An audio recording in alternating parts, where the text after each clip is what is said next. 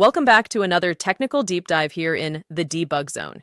Today, we're tackling a big question and breaking it down with insights from other users. Hopefully, this clears up some misconceptions and helps you get the answer you need. So buckle up, stay a little curious, and let's jump right in.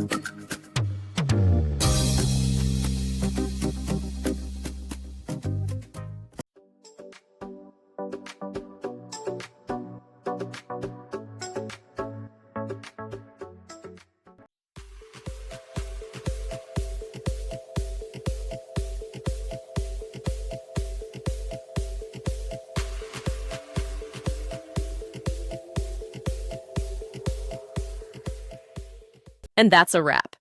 I hope you found the answer you were looking for. If you did, take a second to hit that subscribe button. It really helps out. And let me know in the comments which solution worked best for you.